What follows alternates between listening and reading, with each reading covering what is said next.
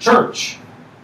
And I use church even as a big picture because we know, as United Methodists, the United Methodist Church right now is embattled with a lot of stuff going on. We have a lot of inner conflict going on in the church, and that conflict is causing more people pain. And I'll just simply say there, we can do better.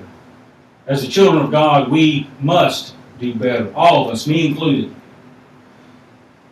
There are folks that we know around us today that have lost everything. I'll mention some of those in our prayers, these folks that we don't know, that live in different parts of the country. Well, what about folks here in our community that may have lost everything for a house fire or a death in the family or something, who have lost everything? We hear about these situations daily. I mean, we are so blessed in some ways and so troubled by today's real world and technology. We hear about things almost instantly. Sometimes you're watching it live when it's happening. We don't have to wait to get the newspaper tomorrow or maybe get a snippet of it on the news. We hear about things fast. Yes, the people in the Western Northwest. We've talked about the hurricanes and floods, where all those things have just left behind nothing but mold and mud or charred ashes for a house.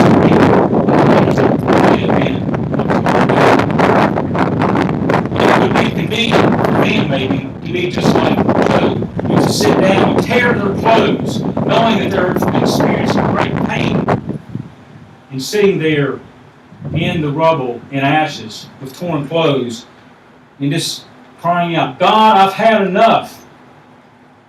This is enough. I can't take it any longer. This broken, this hate-filled world wins. Get this out of me. I'm done. Get away. Maybe we think at times, hey, we could just do better. But that reality is before us.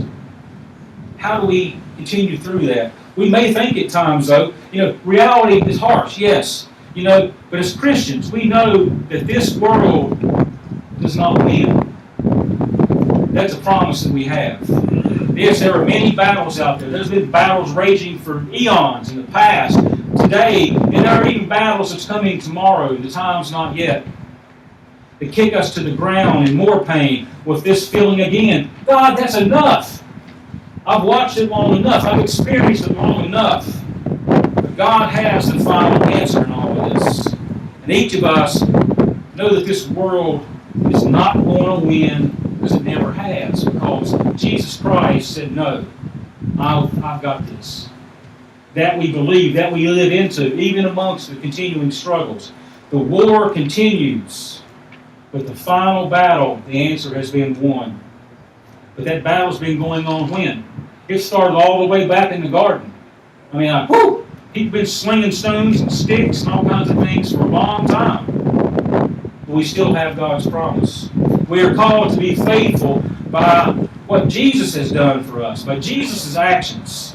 We are restored to righteousness, and the brokenness of this world and this bondage can never hold us down any longer, permanently. Maybe for a short while we still get kicked around. One author states it this way: this is what makes this book so compelling. It is real life. It asks real questions. It wrestles with the truth in humbling and transforming ways, even redemptive ways.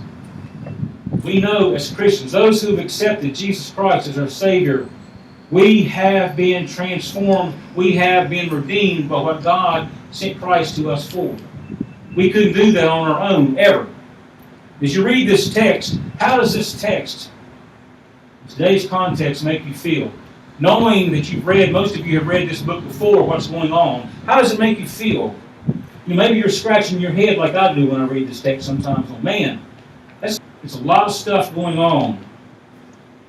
And maybe we just cry out, come on, God, all that's doing is giving me more questions. I need some other things. I don't need questions any longer. Is this a fable? Maybe it's some kind of strange parable. It's like those parables that you gave to your disciples and some of the hearers that were around when Christ walked the earth. And if you go back and read Mark at any time, the writer of Mark, he thumps the disciples. He lets them have it because he knows, why do you not get what's going on? How do you not understand who this is before you? How can you not understand Christ's teachings? But Mark leaves more questions as well. The Son of God was among them, but yet they didn't get it. They didn't get it. They didn't understand his teachings. They didn't understand when he was doing things. They still